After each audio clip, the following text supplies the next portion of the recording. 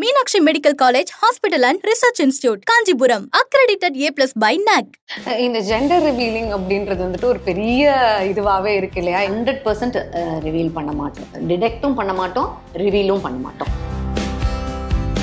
ஸ்கேனுன்னா ஃபாஸ்டிங்கில் போகணும் அப்படிதான் சொல்லியிருக்காங்க, நான் முன்னாடி அப்படி போனேன் அப்படின்ற மாதிரி ஒரு ரிமெம்பரன்ஸ் இருக்கும். ஸோ அதுலேயே வந்துருவாங்க. ஃபாஸ்டிங் தேவை கிடையாது, நல்லா சாப்பிட்டுட்டு ஹாப்பியாக வரணும்.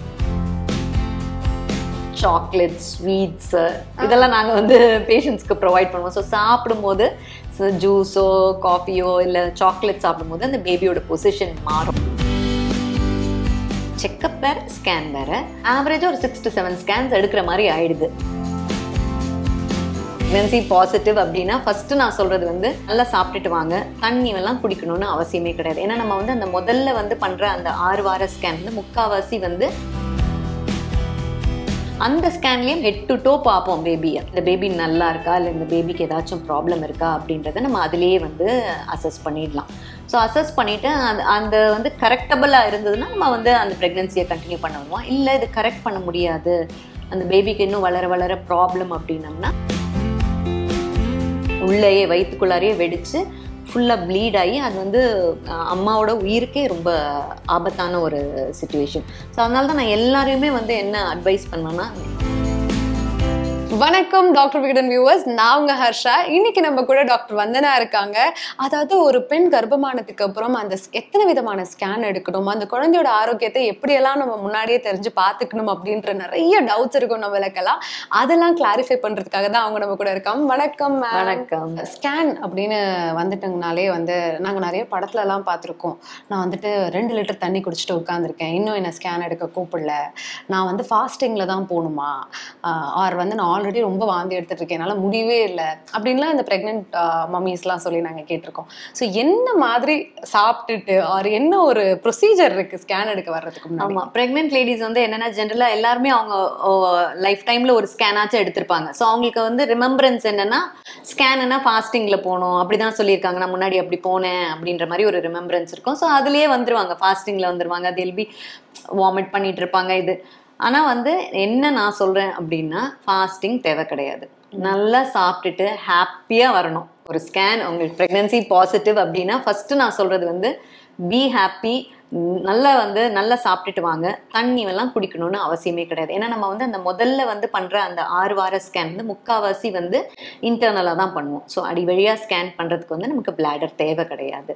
ஸோ அதனால நல்லா சாப்பிட்டுட்டு வரலாம், ஃபுல் பிளாடர் அவசியம் கிடையாது. அதுக்கப்புறமா பண்ணுற ப்ரெக்னன்சி ஸ்கேன்ஸ்க்குமே பிளாடர் தேவையில்லை. யூஸ்வலாக அந்த பேபி பொசிஷனை பொறுத்து வந்து ஸ்கேன் நம்ம பண்ணுறது, அந்த 11 to 13 வீக்ஸ் ஸ்கேன் ஆகட்டும், 20 வீக்ஸ் ஸ்கேன் ஆகட்டும், வந்து நம்ம எல்லா ஆர்கன்ஸும் பார்ப்போம் இல்லையா, ஹெட் டு டோ எல்லா ஆர்கன்ஸும் பார்ப்போம். ஸோ அப்போ வந்து பேபி பொசிஷன் ரொம்ப இம்பார்ட்டன்ட். அது வந்து ரொம்ப சேட்டை பண்ணும், அது இப்படி குப்புறப்படுத்திட்டு இருக்கோம், இப்படி செங்குத்தா உட்காந்துட்டு இருக்கோம், இந்த பக்கம் இருக்கும், இப்படியெல்லாம். ஸோ நமக்கு வேணுன்ற இதில் இருக்காது. ஸோ அப்போ நாங்கள் இங்கே வந்து சாக்லேட், ஸ்வீட்ஸ் இதெல்லாம் நாங்கள் வந்து பேஷண்ட்ஸ்க்கு ப்ரொவைட் பண்ணுவோம். ஸோ சாப்பிடும்போது ஜூஸோ காஃபியோ இல்லை சாக்லேட் சாப்பிடும்போது அந்த பேபியோட பொசிஷன் மாறும். ஸோ நான் சில சமயம் நான் அட்வைஸ் பண்ணுவேன், கொஞ்சம் சாக்லேட்ஸ் எடுத்துகிட்டு வந்துருங்க அப்படின்னு சொல்லுவேன் பேஷண்ட்ஸ் கிட்ட. ஸோ பேபி பொசிஷன் சரி, ஸ்வீட்ஸுக்கு மாறும், கொஞ்சம் மாறும், பேபி பொசிஷன் கொஞ்சம் மாறும் நமக்கு வேண்டிய மாதிரி நம்ம எடுத்துக்கிறதுக்கு. ஸோ அவங்க நல்லா சாப்பிட்டுட்டு வரலாம், பிளாடர்லாம் எதுவுமே இருக்க வேண்டாம். எனக்கு இந்த ஒரு கொஸ்டினுமே இருக்கு மேம், ஓவராலா எத்தனை ஸ்கேன் தான் இருக்கு? ஏன்னா நிறைய மாசம் நான் ஸ்கேனுக்கு போறேன்னு தான் நிறைய பேர் போய் நாங்க பாக்குறோம். ஸோ செக்அப் வேற ஸ்கேன் வேற இல்லைங்களா? ஆமா, செக்அப் வேற ஸ்கேன் வேற, ஆவரேஜா ஒரு 6 to 7 ஸ்கேன்ஸ் எடுக்கிற மாதிரி ஆயிடுது. ஓகே, ஆமா, ஒரு பிரெக்னன்சில 6 to 7 ஸ்கேன்ஸ் ஆச்சும் மினிமம் எடுக்கிற மாதிரி எடுக்கணும். அது வந்து கைனகாலஜிஸ்ட் கிட்ட தான் எடுக்கணுமா இல்ல வந்துட்டு? இல்ல, கைனகாலஜிஸ்ட் வந்து கன்சல்ட் பண்ணுவாங்க, அவங்களே ஃபீட்டல் மெடிசன் ஸ்பெஷலிஸ்டா இருந்தா அவங்களே பண்ணுவாங்க. இல்லைன்னா எங்க கிட்ட வரணும், ரேடியாலஜிஸ்ட் இல்லை ஃபீட்டல் மெடிசன் ஸ்பெஷலிஸ்ட் கிட்ட எங்க கிட்ட வந்தானா நீங்க வந்துட்டு பண்ணி கொடுப்போம். அதுக்கப்புறமா அவங்க எந்த கைனகாலஜிஸ்ட் பாக்குறாங்களோ அவங்க கிட்ட கன்சல்ட் பண்ணிக்கலாம். இப்போ இந்த மாதிரி ப்ரெக்னன்சி பிளான் பண்ற நடுத்தர மக்கள் அவங்களுக்குலாம் பாத்தீங்கன்னா ஸ்கேன் அப்படின்றது ஒரு பெரிய லெவல் செலவாயிடுது. இத்தனை ஸ்கேன் நான் எடுக்கணுமா, ஐயோ இன்னும் இவ்வளவு இருக்கா அப்படின்ற ஒரு பயமும் கூடவே வந்துருது இல்லையா?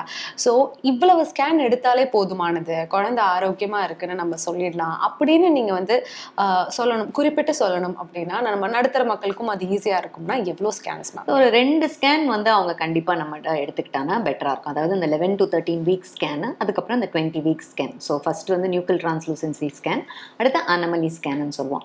இது 2 மட்டும் நம்ம எடுத்துட்டு மிச்சதெல்லாம் வந்து இந்த ஃபெசிலிட்டிஸ் எல்லாமே நம்ம எல்லா கவர்மெண்ட் செட்டப்லயும் இருக்கு ஸ்கேன் எடுக்கிறது. ஆமா. ஸோ அதை வந்து அவங்க மிச்ச அந்த க்ரோத் ஸ்கேனு, அதுக்கப்புறம் அந்த ஃபாலோ அப் எல்லாம் அவங்க அங்க பாத்துக்கலாம். ஸோ ஆக்சுவலாக எப்போவுமே சொல்லுவாங்க கவர்மெண்ட் ஹாஸ்பிட்டல்ஸ்லாம் வந்துட்டு வெறும் கன்சல்டேஷன் அதுதான் இருக்கும், பட் ஸ்கேன்லாம் நாங்கள் வெளியில தான் போய் எடுக்கணும், அதுக்கு தனியாக செலவாகும் அப்படின்லாம் சொல்றது உண்டு. அப்படியெல்லாம் இல்லை. எல்லாமே இருக்கு, அங்கேயும் எல்லாமே இருக்கு. ஸோ வந்துட்டு ப்ரெக்னன்சியில் வந்துட்டு ஃபாஸ்டிங்லாம் எதுவுமே தேவையில்லைப்பா, பிளாடர்லாம் ஃபுல்லாக இருக்கணும்னு அவசியம் இல்லைன்னு சொன்னீங்க. பட் நிறைய ஸ்கேன்ஸுக்கு வந்துட்டு ஃபாஸ்டிங்லேயும் வர சொல்கிறாங்க இல்லையா? ஸோ அதெல்லாம் எதுக்கு மேம்? நம்ம அப்டமன் ஸ்கேன் எடுக்கும் போது வந்து நம்ம ஃபாஸ்டிங்கில் வர சொல்லுவோம். ஏன் அது வந்து ஃபாஸ்டிங்கில் வர சொல்கிறோம்னா, நம்ம வந்து பித்தப்பை இருக்கு இல்லைங்களா, நம்ம வந்து சாப்பிட்டோம்னா பித்தப்பையில் இருக்கிற பைல் வந்து அது வந்து சுருங்கி அந்த பைல் வந்து செக்ரீட் ஆகி நம்மளுடைய சிறுகுடலுக்குள்ளே வந்துடும். ஓகே. ஸோ அது வந்து நம்ம ஒரு மினிமம் 8 hours இல்லைனா வந்து ஒரு 12 hours ஃபாஸ்டிங்கில் இருக்கும் போது என்ன ஆகும்னா, அந்த பித்தப்பையில் வந்து அந்த பைல் கலெக்ட் ஆகி அந்த பித்தப்பை வந்து விரிஞ்சு பெருசாக இருக்கும். ஸோ அப்போதான் வந்து நம்ம அந்த எதுக்கு இந்த ஃபாஸ்டிங் சொல்கிறோம்னா, இந்த பித்தப்பையில் ஏதாச்சும் ஒரு பிரச்சனை இருக்குன்னா, கல் இருக்கோ இல்லை வந்து சின்னதாக கொழுப்பு கட்டி மாதிரி ஏதாச்சும் இருக்குன்னா அப்போ தான் நம்மளால் பார்க்க முடியும். பேஷண்ட் சாப்பிட்டுட்டு வந்துட்டாங்கன்னா இந்த பித்தப்பை வந்து சுருங்கிடும். ஸோ அது விரிஞ்சிருக்காது. ஸோ அப்போ வந்து நம்ம பித்தப்பை அசஸ் பண்ண முடியாது. அதே மாதிரி சாப்பிட்டுட்டு வரும்போது என்ன ஆகும்னா, நம்ம குடல்ல வந்து நிறைய கேஸ் எல்லாம் ஃபார்ம் ஆகி குடல் வந்து என்ன இருக்கும்னா கொஞ்சம் டிஸ்டண்டடாக இருக்கும். ஸோ அந்த குடலை தாண்டி குடல்ல இருக்கிற பிரச்சனை, அதே மாதிரி குடலுக்கு பின்னாடி இருக்கிற ஆர்கன்ஸ் வந்து நம்மளால பார்க்க முடியாது.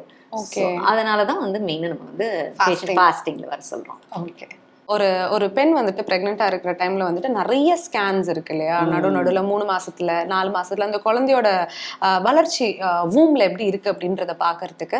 ஸோ நிறைய பேருக்கு வந்துட்டு அந்த ஸ்கேன்லயே வந்து அந்த குழந்தை வந்து ஹார்ட் வளர்ந்துச்சா, ஃபுல்லா எல்லாமே ஃபுல்லி க்ரோனா இருக்கா, இல்லை வந்து குழந்தைக்கு ஏதாவது ஒரு பிசிக்கல் ஆர் மென்டல் இல்னஸ் இருக்கா அப்படின்றதெல்லாம் ஃபைன் பண்ண அதுக்கான கைடன்ஸ் எல்லாம் அந்த ஸ்கேனை பார்த்துட்டு கொடுக்கறது தான் நீங்க ஸ்பெஷலைஸ் பண்ணிருக்கீங்க. இப்போ வந்து நம்ம வந்து 6 வீக்ஸ்லேருந்து நம்ம ஸ்கேன் பண்ணுவோம். 6 வீக்ஸ்லேருந்து பேபி ப்ரெக்னன்சி கன்ஃபார்ம் பண்ணதுலேருந்து 6 வீக்ஸ்லேருந்தே பார்ப்போம். 6 வீக்ஸில் வந்து எப்படி இருக்குது பேபி, உள்ள யூட்ரஸில் இருக்கா வெளியில் இருக்கா அப்படின்றது பார்ப்போம். அதுக்கப்புறம் நீங்கள் சொல்கிறத கண்டுபிடிக்கிறதுக்கு வந்து 11 to 13 வீக்ஸில் ஒரு முக்கியமான ஒரு ஸ்கேன் இருக்குது, நியூக்ளியர் டிரான்ஸ்லூசன்சி ஸ்கேன்னு சொல்லுவோம். அந்த ஸ்கேன்லேயே முக்கால்வாசி என்னென்ன ப்ராப்ளம் இருக்குது, ஏன்னா ஹெட் டு டோ பார்ப்போம் பேபியை. ஸோ அப்படி பார்க்கும் போதே வந்து நமக்கு தெரிஞ்சிடும் என்ன இந்த பேபி நல்லா இருக்கா இல்லை இந்த பேபிக்கு ஏதாச்சும் ப்ராப்ளம் இருக்கா அப்படின்றத நம்ம அதிலேயே வந்து அசஸ் பண்ணிடலாம். ஸோ அசஸ் பண்ணிவிட்டு அந்த வந்து கரெக்டபுளாக இருந்ததுன்னா நம்ம வந்து அந்த ப்ரெக்னென்சியை கண்டினியூ பண்ண விடுவோம். இல்லை இது கரெக்ட் பண்ண முடியாது, அந்த பேபிக்கு இன்னும் வளர வளர ப்ராப்ளம் அப்படின்னம்னா அதுக்கேற்ற மாதிரி நம்ம வந்து ஹெல்ப் பண்ணுவோம். பேஷண்ட்டுக்கு என்ன இந்த ப்ரெக்னென்சி கண்டினியூ பண்ணணுமா வேண்டாமா அப்படின்ற கைடன்ஸ் நம்ம கொடுப்போம். அதே மாதிரி அதுக்கப்புறமா 20 வீக்ஸ் ஸ்கேனு திரும்பியும் வந்து பேபியோட பார்ட்ஸ் ஒரு சிஸ்டமும் எப்படி நல்லா வளர்ந்துருக்கா, அந்த சிஸ்டமில் ஏதாச்சும் ப்ராப்ளம் இருக்கா, ஹார்ட் நீங்கள் சொன்ன மாதிரி ஹார்ட்டு, கிட்னிஸ், லங்ஸு, கை கால் எல்லாமே, பிரெயின் இதெல்லாமே நல்லா இருக்கா, அந்த 20 வாரத்துக்கு உண்டான வளர்ச்சி இருக்கா, அதில் ஏதாச்சும் எதுவுமே குறை இல்லாமல் எல்லாமே நல்லா இருக்கா அப்படின்றது பார்ப்போம். இது 2 ஸ்கேன் ரொம்ப முக்கியமான ஸ்கேன், இந்த 11 to 13 வீக் ஸ்கேனும் 20 வீக் ஸ்கேனும். அதுக்கப்புறம் எல்லாம் வெறும்னு வந்து குழந்தை எப்படி வளர்ந்துருக்கு, குழந்தைக்கு போகிற பிளட் சப்ளை எப்படி இருக்கு, டெலிவரி வரைக்கும் அது மட்டும் தான் பார்ப்போம். ப்ராப்பராக நம்ம 100% வந்து ஸ்கேன்லேயே ஒரு குழந்தையோட ஆரோக்கியம் எப்படி இருக்குன்றதை பார்த்ததுக்கு அப்புறமா குழந்தை பிறந்ததுக்கு அப்புறமா எந்த விதமான டிஃபால்ட்டுமே இல்லாம தான் இருக்கும் இல்லைங்களா? அது வந்து 100% நம்மளால ஷியூரிட்டி கொடுக்க முடியுங்களா? 100% கொடுக்க முடியாது. சில வந்து காஸ்மெட்டிக் இது வந்து நம்மளால கண்டுபிடிக்க முடியாது. சிலது வந்து லேட்டா டெவலப் ஆகும். சில வந்து அப்நார்மாலிட்டிஸ் வந்து நமக்கு வந்து 30 வீக்ஸ்க்கு அப்புறம் 34 வீக்ஸ்க்கு அப்புறம் தான் சில அப்நார்மாலிட்டிஸ் பேபிக்கே வரும். ஸோ அதெல்லாம் வந்து நம்மளால கண்டுபிடிக்கும். ஏன்னா நம்ம வந்து 20 வீக்ஸில் பார்க்குறோம், 11 to 13 வீக்ஸில் ஒரு தடவை பார்ப்போம், 20 வீக்ஸில் பார்ப்போம். ஸோ அதுக்கப்புறம் லேட்டாக டெவலப் ஆகிற அப்நார்மாலிட்டிஸ் வந்து நம்மளால கண்டுபிடிக்க முடியாது. அப்போ ஏதாவது ஸ்கேன் ஸ்பெசிஃபிக்கா எடுக்கிறதெல்லாம் உண்டா? அப்ப எதுவுமே எடுக்கிறது இல்ல. டுவர்ட்ஸ் த எண்ட் வந்து நம்ம growthக்கு தானே பாக்குறோம், growthக்கும் பிளட் சப்ளையும் பார்ப்போம். ஸோ அந்த சமயம் டெவலப் ஆறதையும் நம்ம கண்டுபிடிச்சிட முடியும். அந்த 3rd ட்ரைமஸ்டர்லயும் ஏதாச்சும் ப்ராப்ளம் அப்போ டெவலப் ஆகுதுன்னா அதை கண்டுபிடிக்க முடியும். பட் அப்போ வந்து நம்மளால கரெக்ட் பண்ண முடியுமா அப்படின்னா தெரியாது. அதுக்கப்புறம் குழந்தை பிறந்ததுக்கு அப்புறம் அதை அசஸ் பண்ணி தான் நம்ம பார்க்கணும். இந்த ஜெண்டர் ரிவீலிங் அப்படின்றது வந்துட்டு ஒரு பெரிய இதுவாகவே இருக்கு இல்லையா? எல்லாருக்கும் தெரிஞ்சுக்கணுன்ற ஆர்வம் வந்துட்டு இன்னைக்கு வரைக்குமே இருக்கு. சில பேர் அது வந்து மறைமுகமா தெரிஞ்சுக்கிறதும் உண்டு. அது வந்து ஆனால் டாக்டர்ஸ் வந்து ரொம்ப கான்ஃபிடென்ஷியலாக மெயின்டைன் பண்ணுறதுக்கு ஒரு ரீசன் இருக்கு இல்லையா மேம்? அது நீங்கள் வந்துட்டு ஒரு அவேர்னஸாக எங்கள் எல்லாருக்குமே சொல்ல முடியுமா? ஏன் அது சொல்றதே இல்லை அப்படின்றது? 100% ரிவீல் பண்ண மாட்டோம். ஸோ அதுதான் வந்து நம்மளுடைய PNDT ரூல் பிரகாரம் டிடெக்டும் பண்ண மாட்டோம், ரிவீலும் பண்ண மாட்டோம். டிடெக்டும் பண்ண மாட்டீங்கன்னா நீங்க அந்த ஃபுல் growth பார்க்கும்போது உங்களுக்கு தெரியாது. அதை பார்க்க மாட்டோம். ஓகே, பார்க்க மாட்டோம். அதை வந்து நம்ம ரிவீலும் பண்ண மாட்டோம். 100% வந்து செய்ய மாட்டோம். ஸோ இது என்னென்னா நம்ம வந்து நம்ம இந்தியன் கவர்மெண்ட் போட்ட ரூல் பிரகாரம் ஃபீமேல் டு மேல் ரேஷியோ அந்த இதுக்காக இது பண்ணது. ஸோ நம்ம பண்றது கிடையாது, எங்கேயுமே பண்ண மாட்டாங்க இந்தியாவில் எங்கேயுமே பண்றது இல்லை. ஒரு பெண்ணுக்கு வந்துட்டு கருவுறுப்புல மட்டுமே குழந்தை வளராம சம்டைம்ஸ் யூட்ரஸ்க்கு வெளியில சம்டைம்ஸ் குழந்தை வந்துட்டு உருவாகி வளர்ற அதெல்லாம் நீங்க ஸ்கேன்ல கண்டுபிடிப்பீங்க. அதுக்கு தான் நான் சொன்னது ஃபர்ஸ்ட் வந்து நம்ம அந்த 6 வாரத்துல 5லேருந்து 6 வாரத்துல நம்ம ஸ்கேன் பண்றது மெயினா நம்ம பாக்குறது வந்து என்னன்னா அந்த குழந்தை வந்து கர்ப்பப்பைக்குள்ளார இருக்கா இல்ல கர்ப்பப்பைக்கு வெளியில இருக்கா அப்படின்றது பாக்குறது தான். ஸோ இப்போ கர்ப்பப்பைக்குள்ள இருக்குன்னா நம்ம கான்ஃபிடென்ட்டா கங்க்ராச்சுலேஷன் சொல்லி ஸ்வீட்லாம் கொடுத்து நாங்கள் நல்லா அனுப்புவோம் பேஷண்ட்டை. சப்போஸ் வெளியில் இருக்குன்னா தட் பிகம்ஸ் அதை நம்ம வந்து அந்த 5லேருந்து 6 வாரத்தில் நம்ம பார்த்தோம்னா ஏர்லியாக டிடெக்ட் பண்ணிட்டோம்னா அதை வந்து மெடிக்கலாகவே மேனேஜ் பண்ணிடலாம்.